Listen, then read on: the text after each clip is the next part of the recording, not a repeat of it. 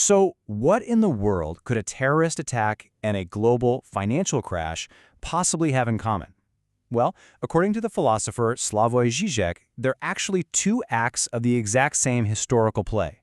In his book, First as Tragedy, Then as Farce, he makes this pretty wild argument that these events aren't just random crises. Nope, he says they're a repeating pattern, one that really defines the era we're living in right now. Now, this core idea isn't totally new. It actually goes way back to the philosopher Hegel. He was the one who first noticed that history seems to have this strange little habit of repeating itself. It's like major events and historical figures show up on the world stage not just once, but twice. But it was Karl Marx who came along and added that famous, cynical twist. He basically said, yeah, Hegel's right, but he missed the punchline. The first time something happens, it's a genuine, earth-shattering tragedy. The second time, it's a farce, just a hollow, almost comical reenactment of the original. So what's the great tragedy and the great farce of our time? Well, for Žižek, the answer is crystal clear. The tragedy? That was the unbelievable shock and trauma of the 9/11 attacks in 2001. And its farcical echo? You guessed it, the financial meltdown of 2008.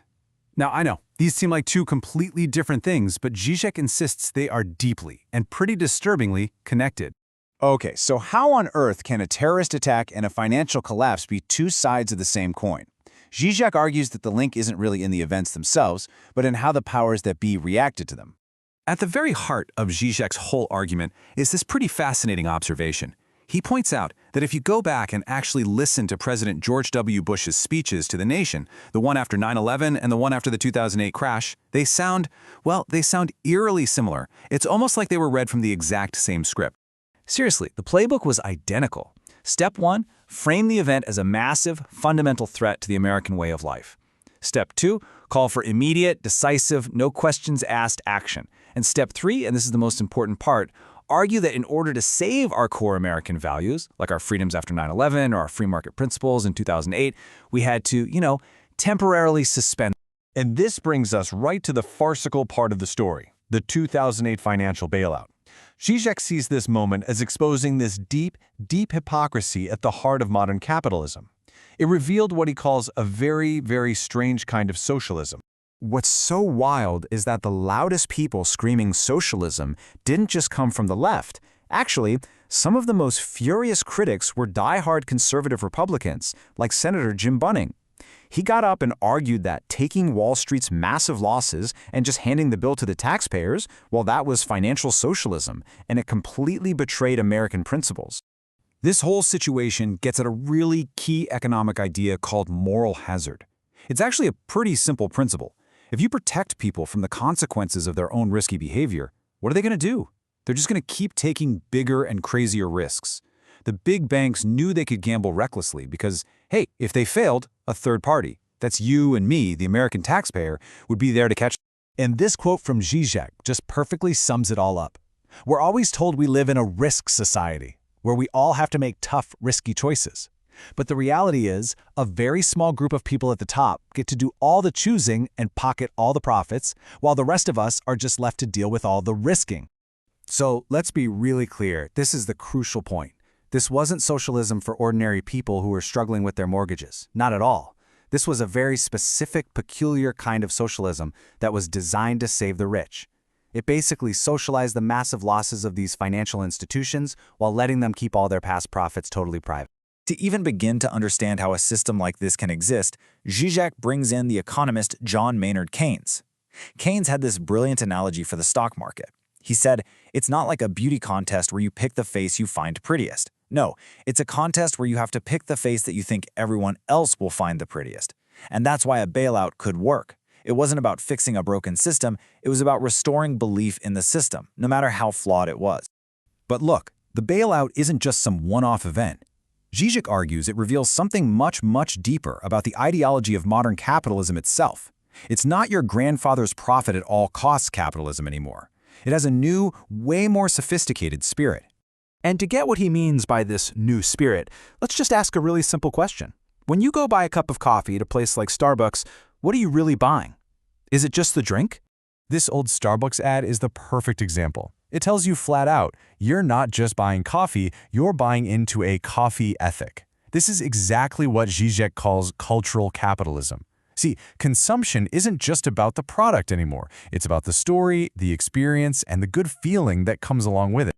That extra money you pay for your latte, that goes towards what Žižek calls a cultural surplus. It buys you a sense of doing good through things like fair trade. It buys you a feeling of community from the cafe's atmosphere. And it even buys you a little slice of charity.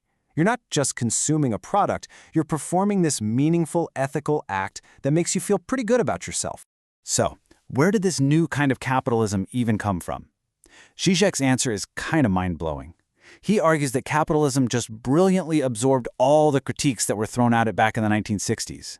All those counterculture demands for authenticity, for community, for social responsibility. Capitalism just took them, repackaged them, and turned them into the ultimate marketing tool. Now, this new spirit of capitalism doesn't just change how we shop. It fundamentally changes how we see other people, and it creates what Žižek calls the humanization trap. Žižek makes a really crucial distinction here. On one side, you have the fellow man. This is the person who's relatable. They're familiar. They are just like us. But on the other side, you have the neighbor. This is the strange, the unknowable, the potentially toxic other. And our society is constantly pushing us to feel empathy for the fellow man and a whole lot of fear for the neighbor. So here's how this trap actually works. Žižek points to how we're always trying to humanize perpetrators of violence, like soldiers, by focusing on their personal trauma and their inner conflicts. He says this is a really dangerous trap. It makes us empathize with their feelings, which can literally blind us to the brutal reality of what they're doing and makes it way harder to criticize the larger system that put them there. And the other side of this trap, of course, is the fear of the toxic neighbor, the immigrant, the terrorist, the outsider. This fear, Žižek argues, is incredibly useful for people in power. It becomes the perfect justification for creating a permanent state of emergency, a state where normal laws and rights can just be suspended to deal with this supposed threat. Okay, so if we're all so cynical, if we're all aware of these ideological games being played, how do they still have such a powerful grip on us? How can we see the tricks and still fall for them every single time? To explain this, Žižek tells this fantastic little story about the famous physicist Niels Bohr. A visitor comes to his house and is totally surprised to see a superstitious horseshoe hanging over his door. And Bohr just admits, yeah, he doesn't believe in it himself, but he keeps it there because I was told that it works even when one doesn't believe in it. And that story, that's it. That's Žižek's final punchline about how ideology works today. We might not truly believe in capitalism or democracy in our hearts. We can be completely cynical about the entire system, but we still participate. We still go to work. We still vote. We act as if we believe. And we do it because we just assume the system works on its own, whether we personally buy into it or not. And this, of course, leaves us with a deeply unsettling final question. If our cynical distance doesn't actually free us from the system, and if the system can function perfectly well with anyone's sincere belief, then what on earth would actually take to bring about real, fundamental change?